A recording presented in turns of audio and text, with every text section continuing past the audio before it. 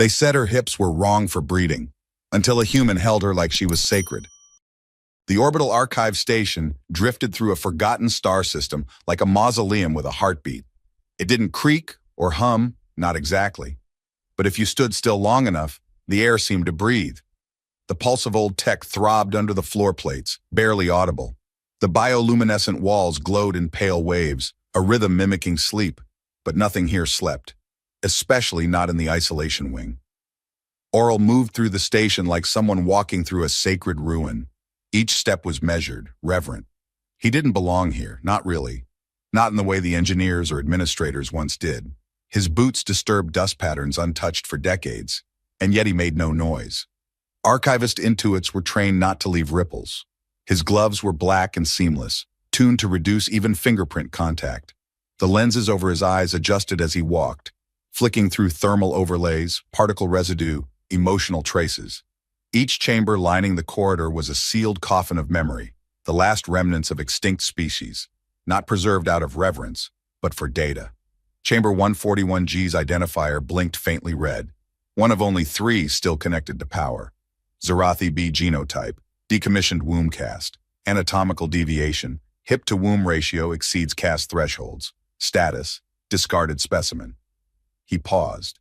There was no name, just a designation, sterile and cruel. But he already knew her name, Ari.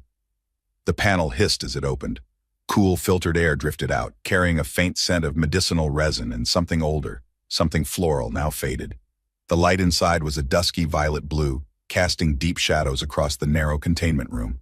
She sat against the far wall, not huddled, but not open either, her arms crossed over her chest, knees drawn slightly inward.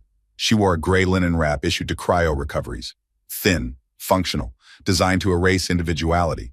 Her skin was a soft, opalescent violet, the color of stormlit dusk. Her hair, impossibly long, spilled over her shoulder in deep green waves, like river weed caught in a current.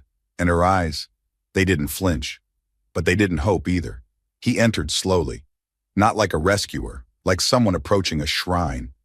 She tracked him silently, the tension in her body subtle but unmistakable, a stiffness in the neck, a tightening in the thigh muscles. Not fear, expectation. She was bracing for something. He didn't speak. He crossed the floor, lowered himself to sit against the opposite wall, and pulled off his right glove. Then he placed his bare hand, scarred, warm, very human, palm down on the cold metal floor between them. He let the silence speak for him. Her gaze flicked to the hand, then to his face. "Why are you here, human?" Her voice was hoarse, as if unused for years. He looked at her without shrinking. "To listen," he said quietly. She blinked, slow. Her jaw tensed. "They all said that. The scientists, the breeders, the ethicists. They said they were listening, while they measured my bones and calculated my gestation efficiency. I'm not here to measure," he said, "or to use." Ari's eyes narrowed. She studied him like she didn't believe in kindness anymore. "Then what are you doing in a dead station full of failed things?" Oral's hand remained on the floor, unmoving. "I preserve what others discard." She didn't move, but something shifted in her expression, barely perceptible.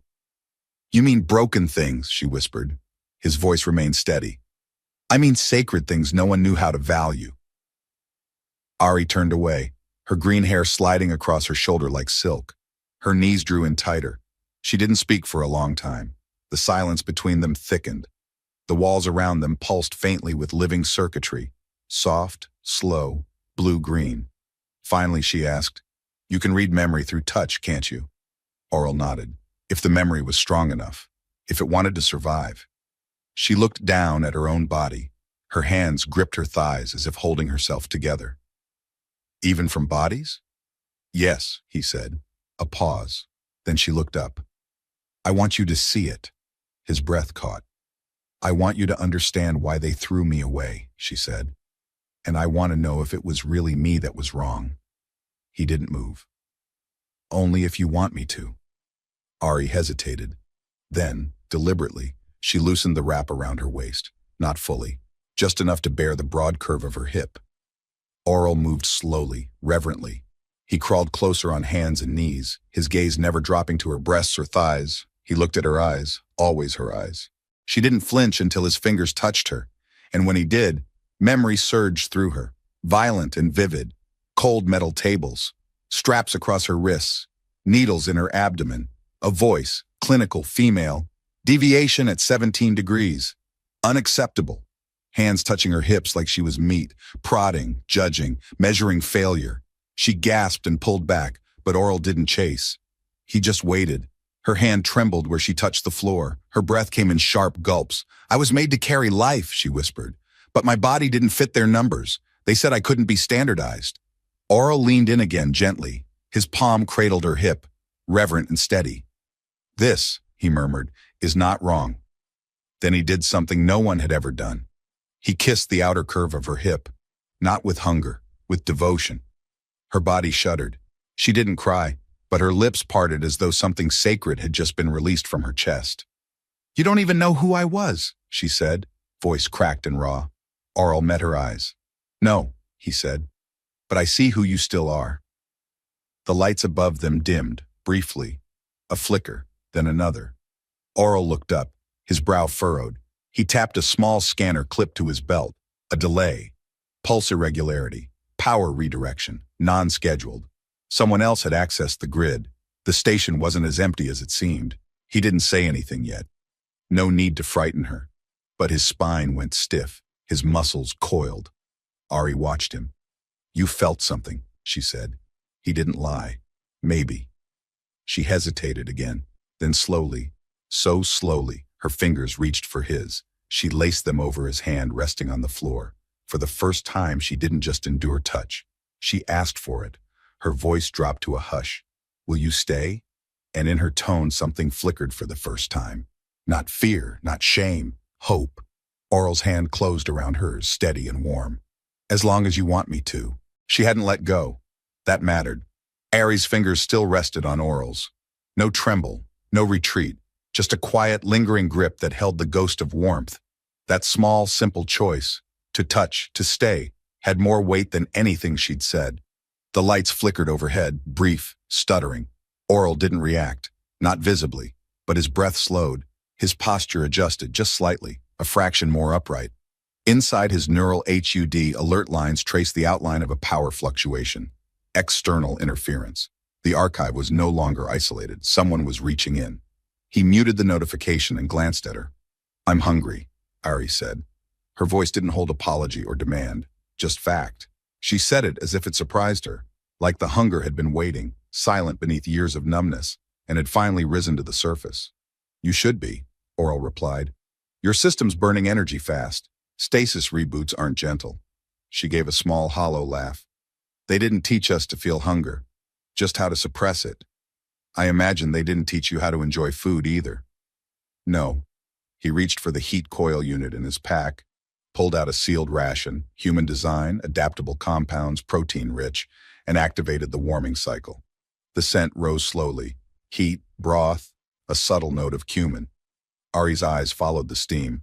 Her posture remained guarded, but her body leaned toward it before her mind could protest. He handed her the container. She held it in both hands. Her fingers curled tightly around the warmth like she was afraid it might vanish. The first sip made her flinch. The second, she choked a little, swallowing too fast.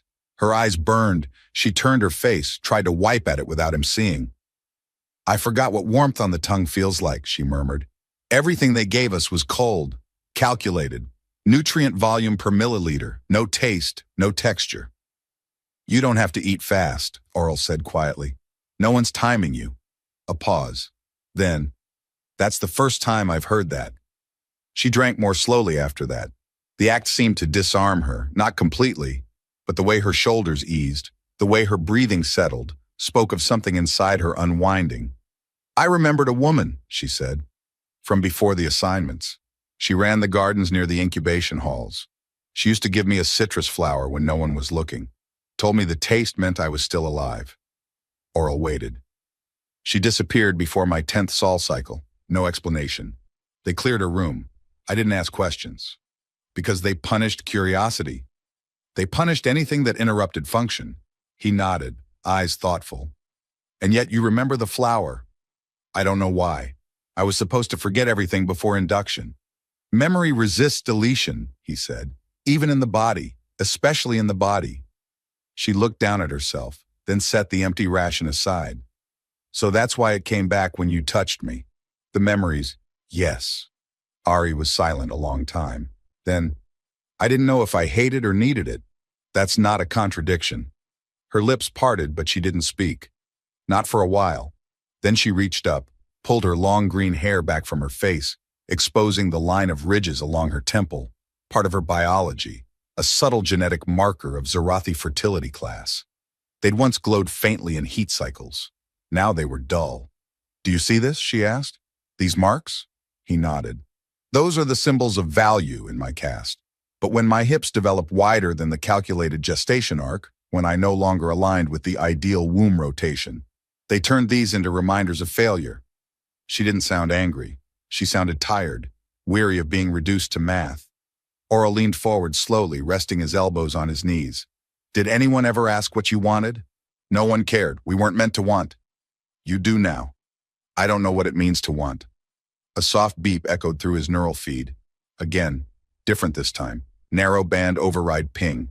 Not just scanning, targeting. Someone was searching for her. The flag was old, bureaucratic, precise. Womb shray, retrieve or neutralize. His jaw clenched. She noticed the shift in his breathing. What is it? She asked. We're not alone anymore. Her body tensed. They're coming. Maybe. Maybe just a probe. But the ping is too specific to be random. Someone in the system knows you're alive. Ari stood, not stumbling now, but rooted. Her bare feet found their place on the metal floor with controlled steadiness. I won't go back, she said.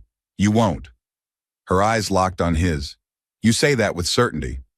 Because I know what it means to lose someone. I've seen what happens when you hesitate. He didn't explain further. She didn't ask.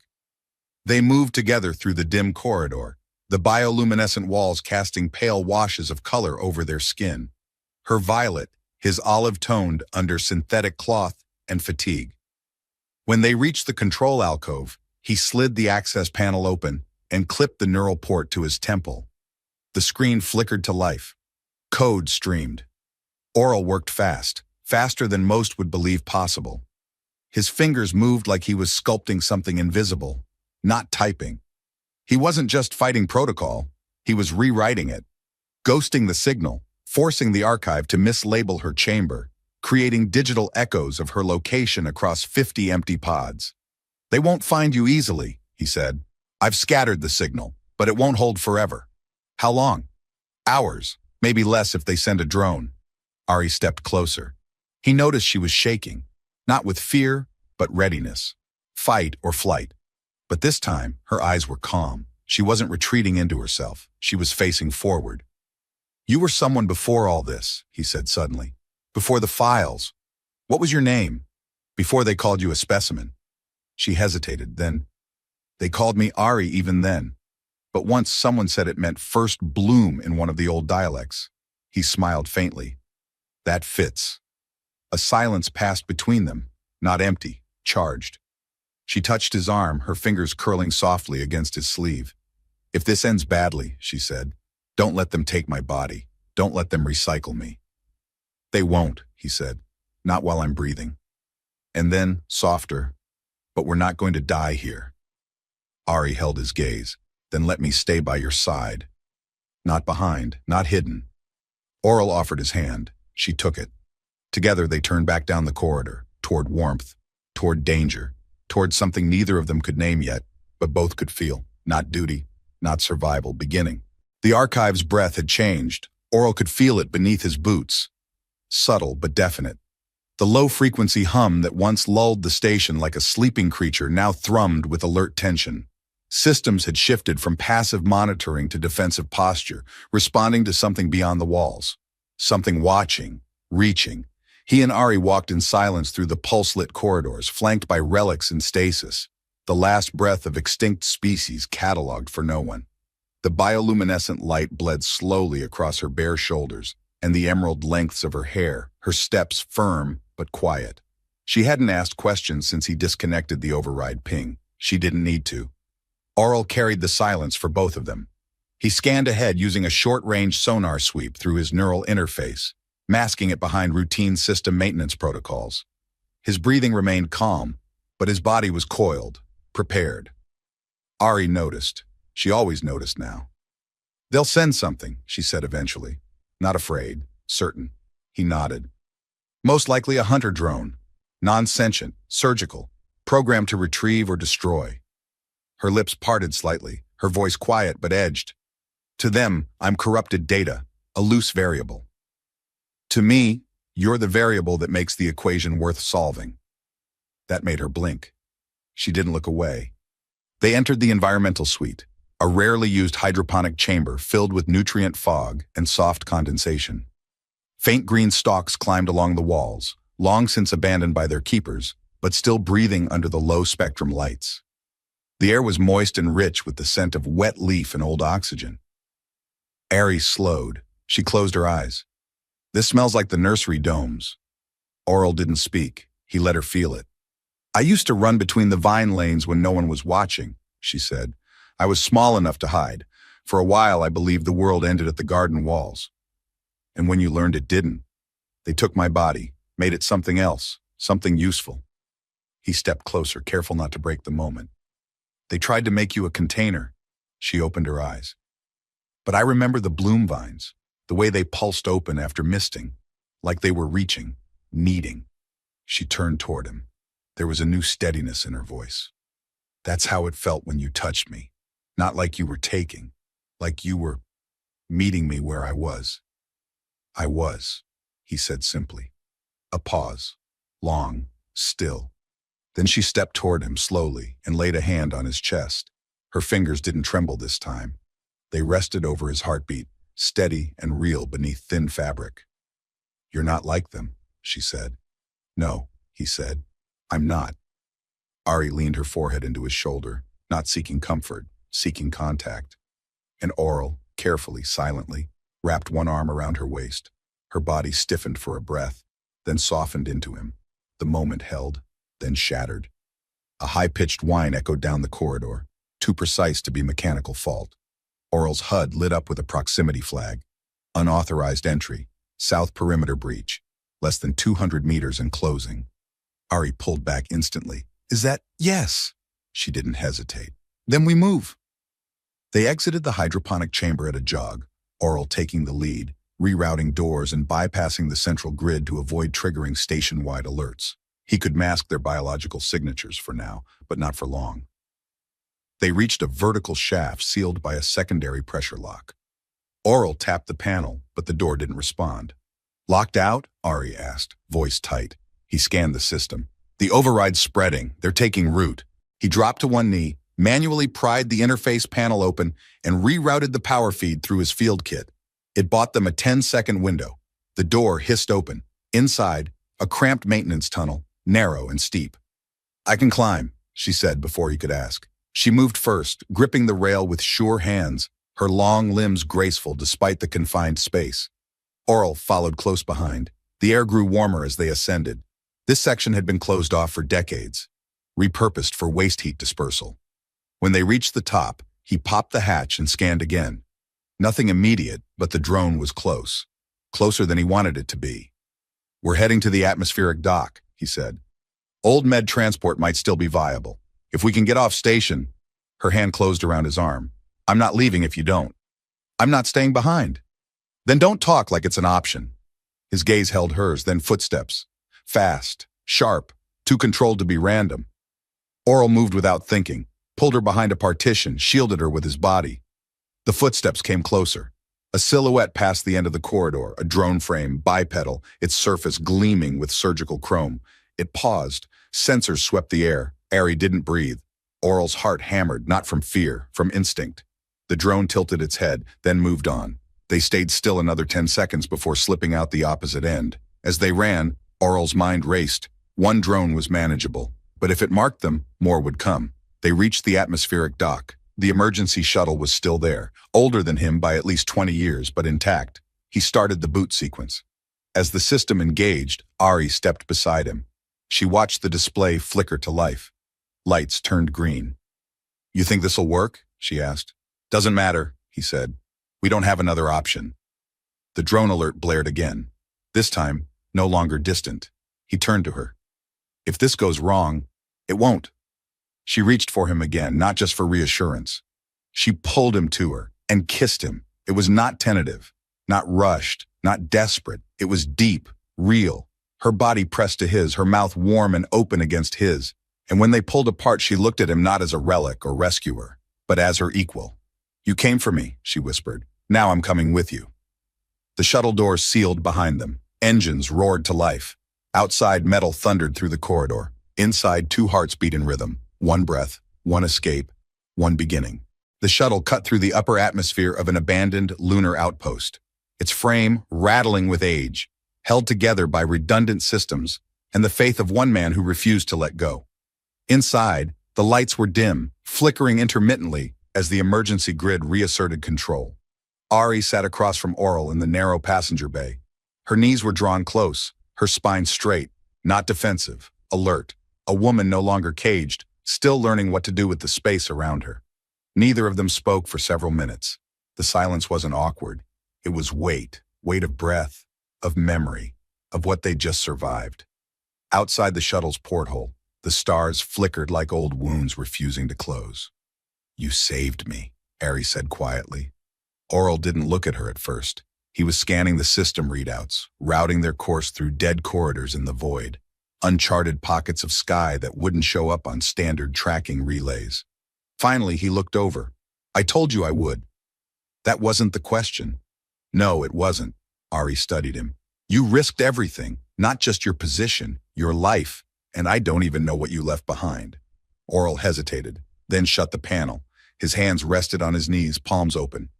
"I used to work with reconstruction teams, post-catastrophe retrieval, war zones, collapsed colonies, failed terraforming sites. They'd send in automated units to clear what was left. I'd follow, trace the stories no one wanted to remember." "Why?" "Because someone had to. No one forced you into that but someone died because I didn't arrive in time." Ari waited. It was a refugee girl, half my age, hiding in a collapsed medical bay on Hallow 7. The scanners missed her. I didn't. I felt something in the metal, panic, heat, a memory of touch. By the time I broke through the sealed panel, she was already gone.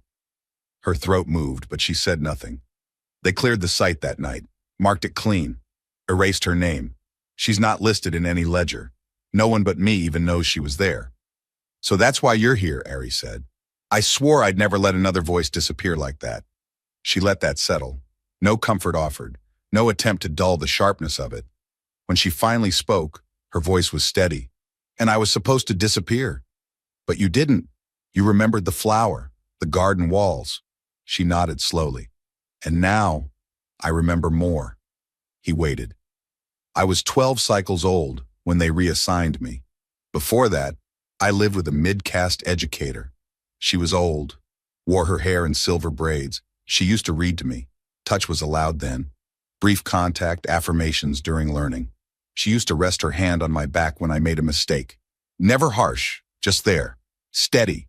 Ari exhaled, eyelids fluttering. "When the committee took me for evaluation, she cried. They said that was a malfunction in her empathy calibration. She was retired 2 weeks later.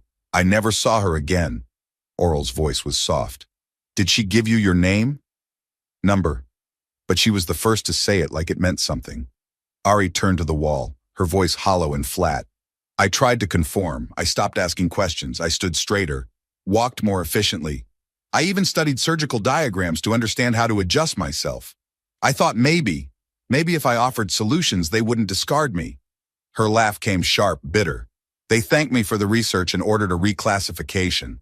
Unoptimized structural development. That's how they phrased it. Not defective, just impractical." Oral stood, crossed to the ration console, and retrieved another pouch. He poured it into a thermal mug and brought it to her without a word. Ari accepted it. She didn't drink right away. There was one mirror in the sleeping chamber. I remember the day I finally stood in front of it and saw myself as they did. I measured everything: shoulder width, torso ratio, hip span. I ran the numbers twice. I already knew I didn't meet the standard. She turned the mug slowly in her hands. But I couldn't unsee what I saw next. My skin shimmered. The angles softened. My body, it looked like it belonged to someone, not something. Her eyes lifted, finding his. "They said I was wrong for carrying life. But when you touched me, I remembered what it felt like to be made for it. Oral didn't look away. Because you are. Her jaw tightened. You don't even know what that means to me. I don't need to. I can see what it does to you. For a while, the only sound was the quiet hum of the shuttle's drive core pushing them deeper into the void. The world behind them had burned. The one ahead hadn't taken shape yet. Then Ari leaned her head back against the wall. So what now? I've set course for a black station in the outer belt. Abandoned, off-grid. It's not much, but it's livable. For how long? As long as we want. Ari studied the ceiling. I used to believe I'd never have a choice. Every door I was led through had only one way out. This is the first time I've walked through a door and not known what was waiting. You're allowed to decide. Am I? Yes, Oral said. You get to exist for yourself now, not as a designation, not as a system metric, just as you. Ari turned her head toward him. There was something new in her eyes, not certainty, not peace, but a beginning. She drank the broth slowly this time.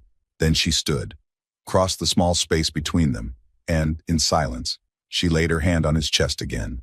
No urgency, no need to speak, just presence.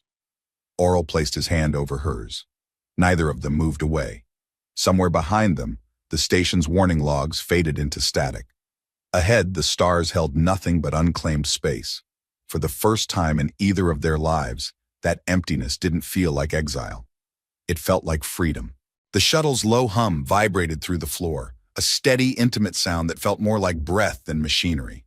Somewhere in the system's core, recycled heat spread through narrow ducts, warming the cabin as the stars outside drifted into distant pinpoints, swallowed by the dark. They hadn't spoken in nearly 10 minutes, not because there was nothing left to say, but because silence had shifted into something else. Ari stood by the viewport, her silhouette framed by starlight and the faint orange hue from a navigation beacon outside. Her long green hair fell in soft waves down her back, glinting faintly in the low light. She'd pulled the linen wrap looser now, no longer holding it to shield herself, but simply wearing it. Her posture had changed too. It was no longer wary, no longer angled to defend. She stood open, still, watching. Oral watched her from across the cabin. He'd always watched her with reverence, but now that reverence hummed with gravity. Something in him shifted every time she moved. He stood. She didn't flinch when he approached. She turned instead slowly, as though she had been waiting for this moment and simply wanted to meet it face to face. I don't know how to do this, she said. Do what?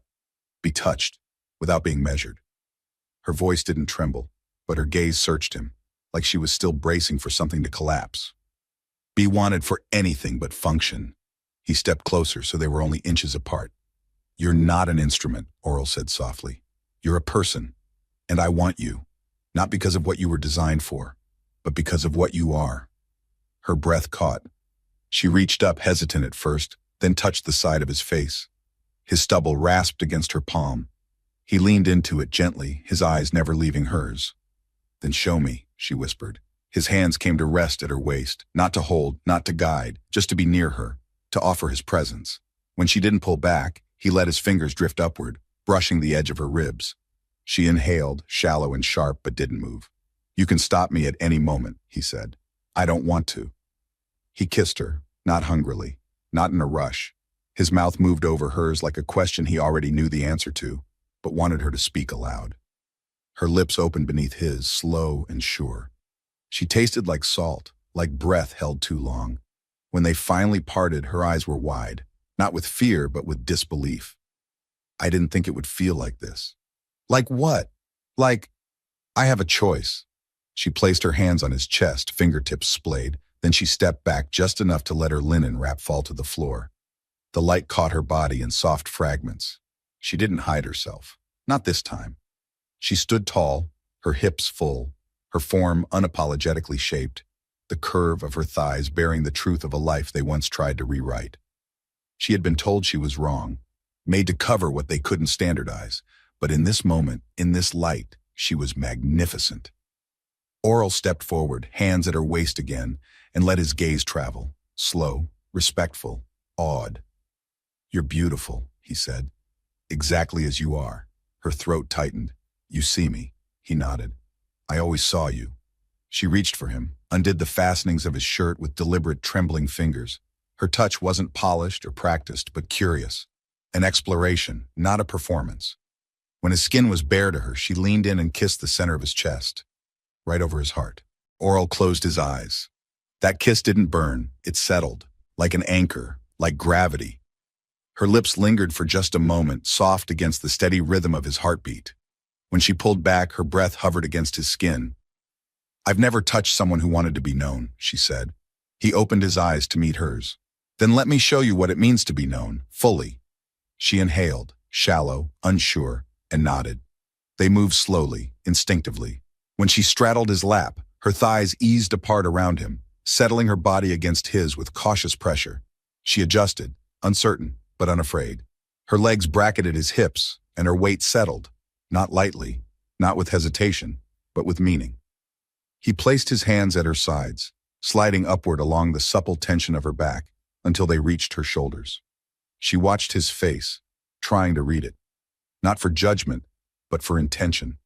What she found there made her breath hitch, reverence. He wasn't devouring her with his eyes.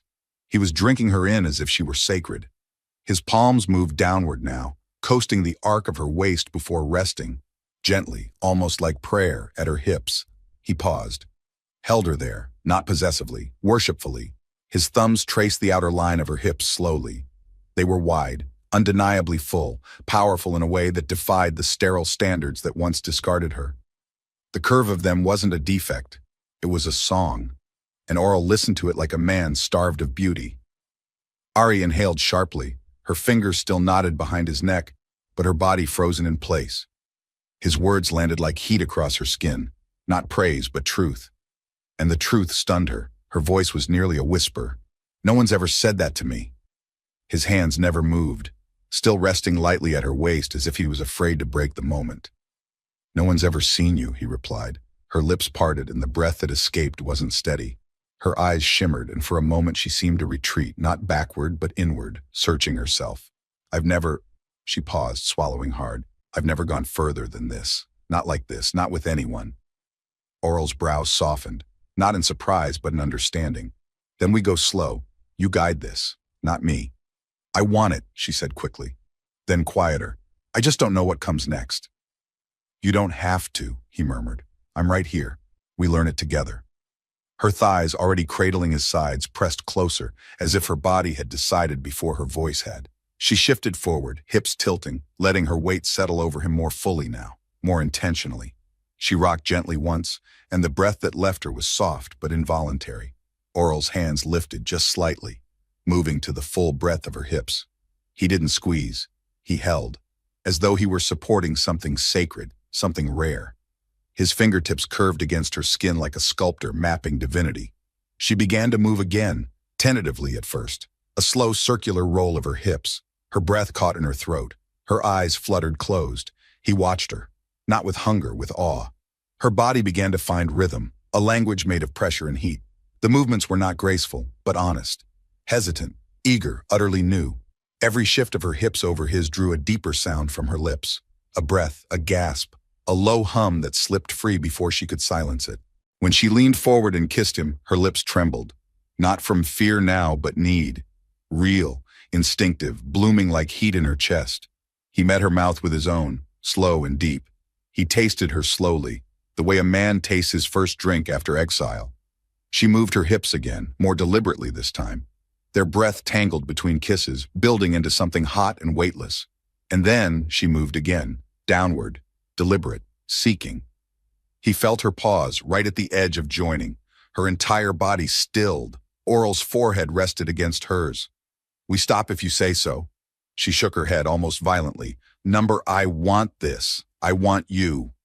Her hands gripped his shoulders. She exhaled, long and deep, and shifted again. This time not teasing, but committing.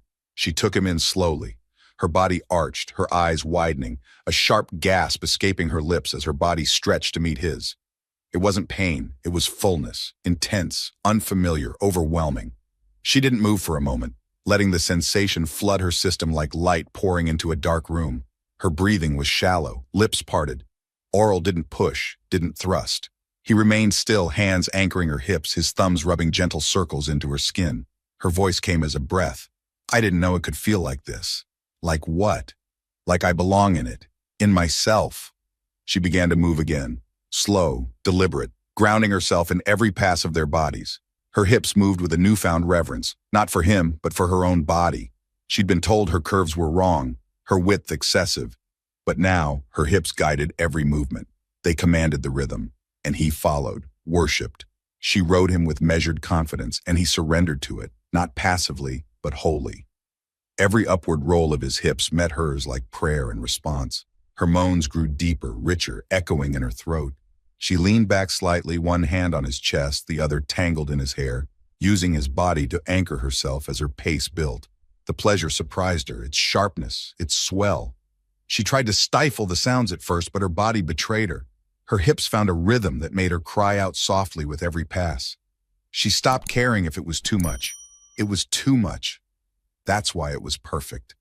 He gripped her hips more firmly now, guiding her only when her pace faltered, steadying her when she shook. She was shaking now, her thighs trembling, her lips parted, her eyes wild with sensation. "Oral," she gasped, voice breaking. "I'm here," he whispered, his voice low and thick. "Come undone, Ari. I've got you." She pressed down harder, rolled her hips deeper, and it broke over her. Her whole body seized in a wave that started at her hips and climbed through her spine like fire.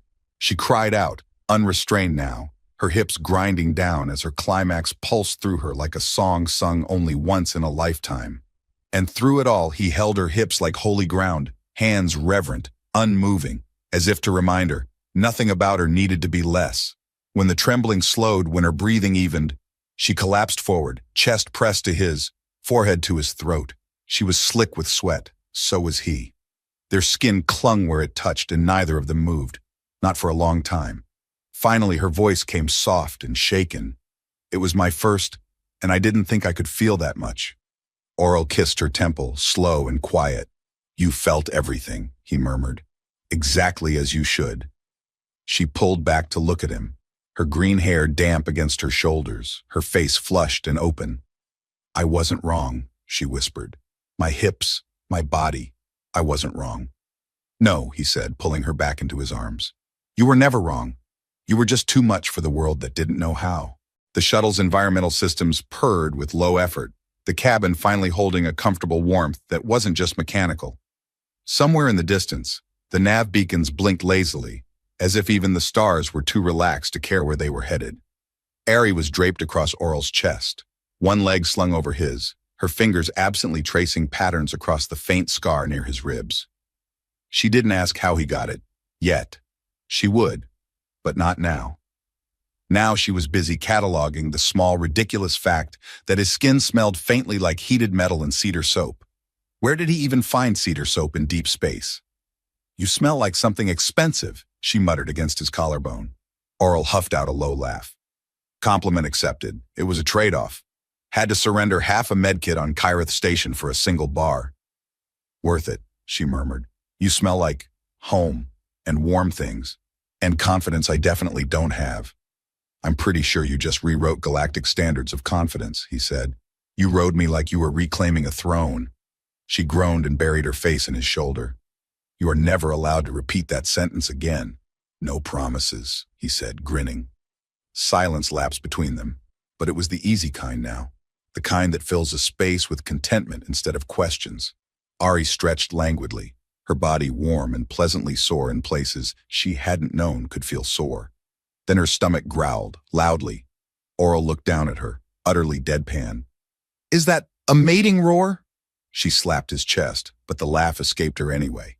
"Don't test me. I've got hips and hunger. That makes me unstoppable." "I have ration packs," he offered solemnly. "If you promise not to overthrow me and assume command." She sat up, hair wild around her shoulders, the linen wrap barely clinging to one side of her frame. Her hip peeked out, full and unapologetic in the dim light. She noticed the way Oral's eyes dropped there for a split second before returning to her face.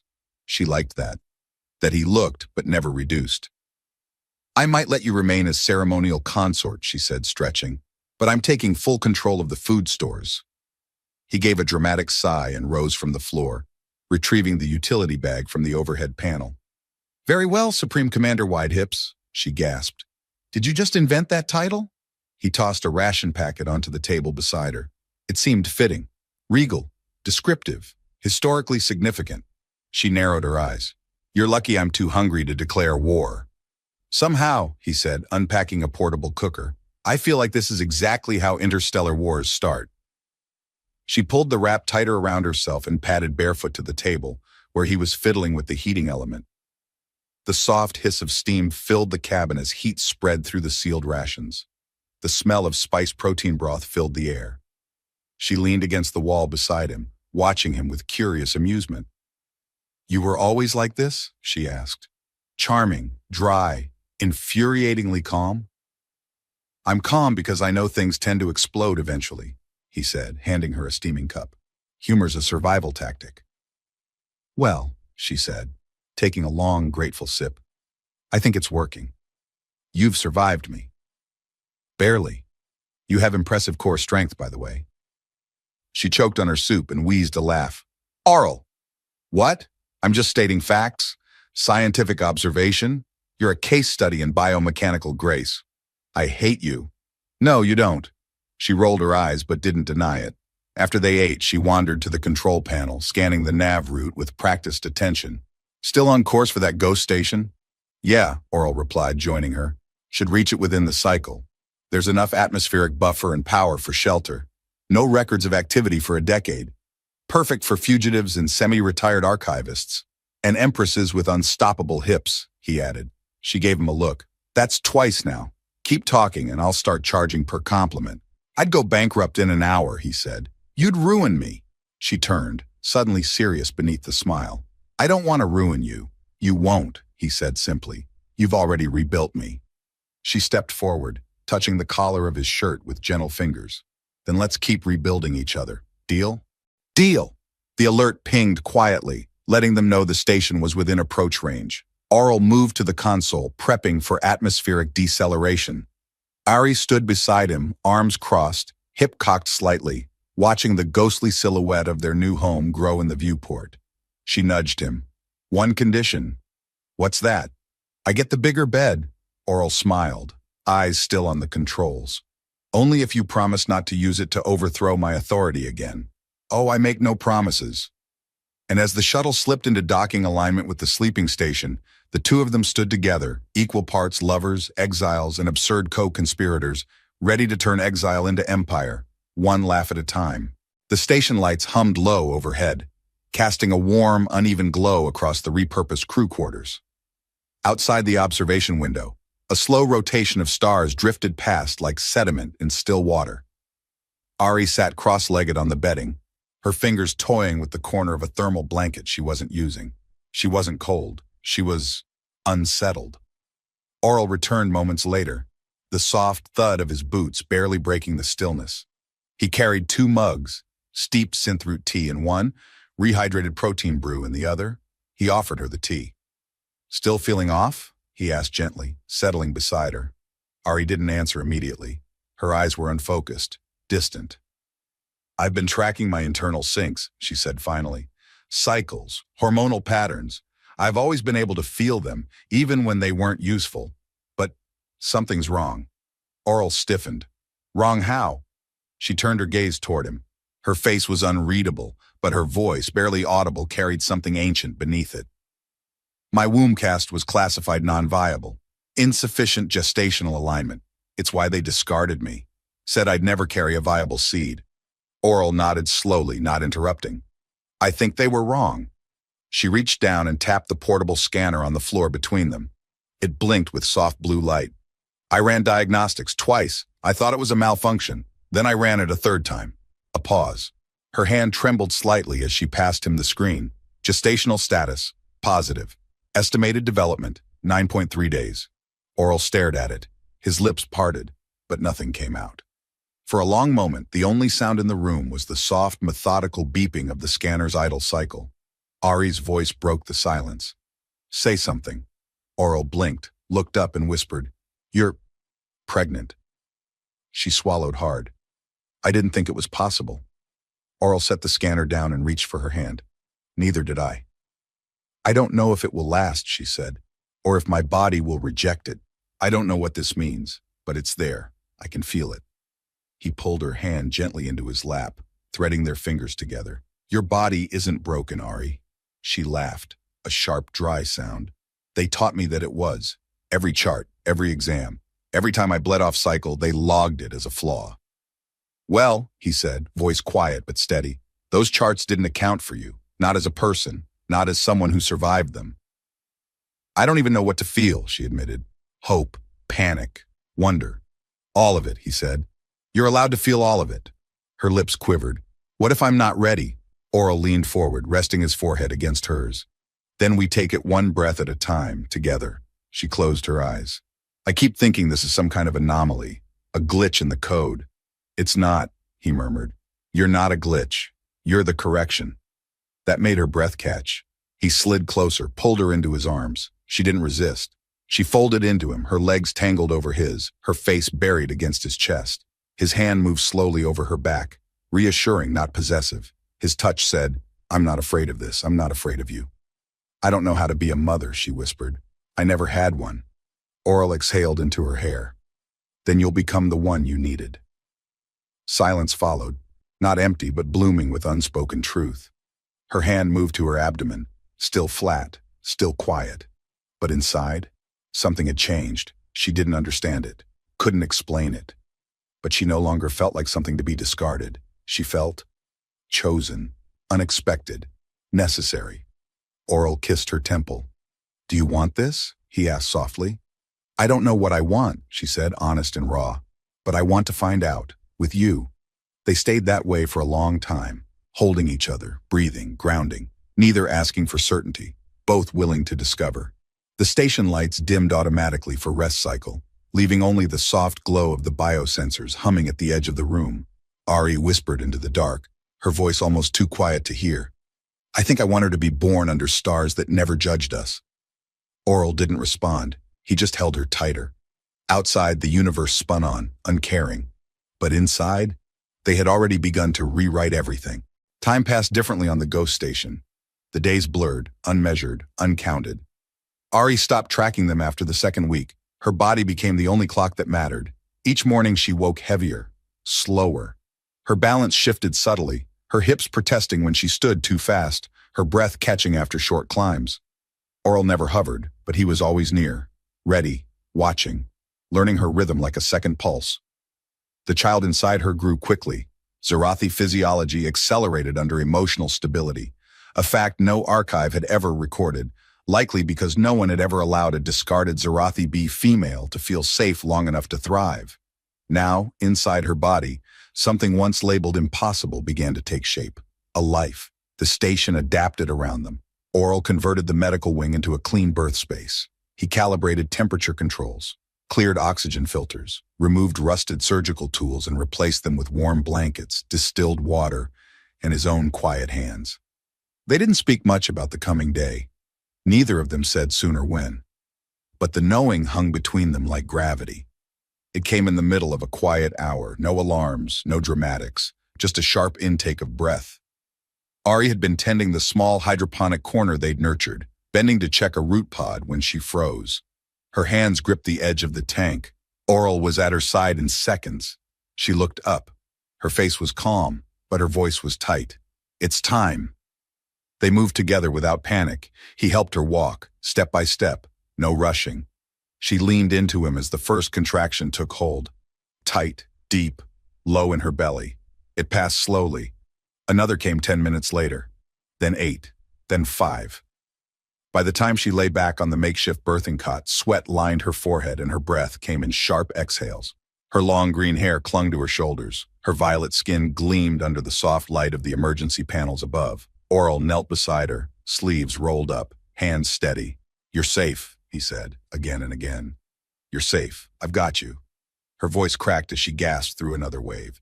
If you say breathe one more time, I'm going to break your jaw. He smiled despite the sweat beading on his own brow. Noted. She gripped his arm hard enough to bruise. Her hips arched off the cot as another contraction hit and she bit back a cry, not out of pride but focus. She was somewhere between pain and transcendence now, where the body stops asking questions and simply does what it must. This body, she panted between clenched teeth, was supposed to be wrong. It's not, Oral whispered. brushing damp hair from her face. It never was. I feel like I'm being torn open. You're being opened, he said, to let life out, the way you were meant to. Tears pricked her eyes, not from the pain, but from hearing that. Time folded into itself. Breaths became hours. Pressure grew unbearable, then shifted. The moment changed. Her body pushed. Ari cried out, not from agony, but from instinct, from power. Her thighs shook. Her hands trembled. But her voice rose with a kind of animal strength she didn't know she had. Oral held her hips, not to restrain, but to support. And then, the cry. It was small, sharp, unformed, but real, alive.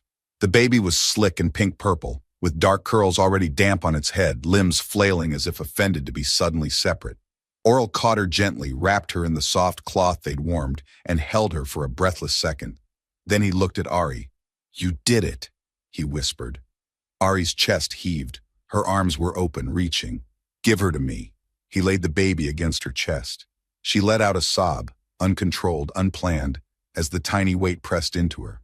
Her daughter, her child, born from a womb the world had declared useless. Her body had been wrong, they'd said, and yet here she was, breathing, warm, real. "She's so small," Ari whispered, and loud. "She gets that from you." Ari laughed, broken and joyful. The baby shifted, let out another bleat of protest and rooted instinctively toward her mother's chest. Ari adjusted, guiding her with shaky hands. When the child latched, Ari froze, then exhaled. Everything in her went quiet. Oral sat on the floor beside them, arms resting across his knees. He looked at Ari, not like a man in awe, but like a man changed. They didn't speak for a long time. Eventually, the baby drifted into sleep, her tiny body tucked against Ari's skin. Ari looked down at her, then at Oral. "Do you believe in fate?" she asked. He looked at her for a long, full second. "I believe in you. That's enough." She smiled, soft and radiant and tired. "She'll never grow up believing her body is a defect," she said. "No," Oral replied. "She'll grow up knowing she was born of strength." Ari let her head fall back onto the pillow. "Then we've already won." He reached for her hand and held it tightly. And as the station lights dimmed around them, a new heartbeat echoed through the quiet, steady, small, fierce. A beginning, a breath. A girl born under stars that never judged her. The station didn't hum so much anymore. It sighed. Soft, rhythmic pulses of energy drifted through its walls like breathing. The lights came on slowly in the mornings now, calibrated to a natural spectrum Oral had configured himself. No harsh flickers, just warmth, gold, gentle. Ari stretched beneath the sheets, bare legs tangled with the linen, her hand automatically reaching across the bed, and found nothing. She opened one eye. The other side of the bed was empty, but still warm. A faint sound echoed from down the hall, a melody, low and off-key. Oral was singing. Badly. She smiled into the pillow. The air smelled like heat and fruit. The hydroponics had started producing actual citrus, and Oral had a ridiculous habit of squeezing them into everything: tea, stew, even skin salve. The man had turned a forgotten military station into something almost domestic. She rose slowly, wrapping herself in a soft tunic. Her body still carried the weight of birth, the subtle ache of new motherhood, but it no longer felt foreign. Her hips were heavier, her breasts still tender, her muscles tired, but every inch of her felt used well, and that, in itself, was joy. She stepped barefoot into the hallway, walking quietly toward the source of the noise. The scene in the galley made her stop. Oral stood at the counter, cradling their daughter in one arm, shirtless, hair wild, completely unaware that he was swaying as he stirred something in a pot. He was humming that awful tune again, off-beat and out of tune, as the baby made soft, gurgling noises against his shoulder. "You're going to damage her ears," Ari called. He turned, not startled, just pleased. "Too late. She's already developed a taste for terrible music and emotionally unavailable men." Ari snorted and walked over. "You're not emotionally unavailable. Give it time." She slid her arms around him from behind, cheek pressed between his shoulder blades. "You're a terrible liar." Their daughter made a soft, chirping sound, and Ari leaned around to kiss her tiny forehead. "I think she likes the humming," Ari admitted. "She better," Oral replied. "It's the only concert I'm giving today." They spent the morning like that, slow, quiet together. They took turns eating. They changed the baby together. They watched the stars pass like drifting memories outside the window. And when their daughter napped, Ari curled up beside her in the reading nook, while Oral worked silently in the background, rerouting small systems, always fixing, always improving. Later that afternoon, Ari found him in the old archive chamber, now converted into a garden. He was crouched in the soil bed, coaxing a stubborn root shoot from the nutrient pod. "You're still trying to grow that useless plant?" she asked, arms folded. "It's not useless," he said. "It's a med herb. Helps with inflammation. You just like it because it smells like old whiskey." Oral looked up and grinned. "And because you like it when I smell like old whiskey." Ari rolled her eyes but didn't argue. She knelt beside him, resting her weight on her knees. The soil was warm under her hands, and she dug her fingers in slowly. The smell of wet earth filled the air. They worked like that for a while. No words, just motion. Later, when the child stirred, they returned to her as one. She was hungry and loud about it. Ari fed her, while Oral sat beside them, one arm around Ari's back, the other tracing soft circles across the infant's foot. "She's already grown," Ari whispered. "Her legs are longer, her hands stronger." "That's what babies do," Oral said, voice low. "I'm scared," she admitted. "Not of her. Just of losing this." He didn't answer at first. He just leaned forward, pressed a kiss to her temple, then another to the baby's hand. "Then we'll hold it close," he said. "Every day, every moment. We won't let it slip." Ari exhaled slowly. That night, they slept together on the large cot they'd assembled from scavenged furniture and cushions.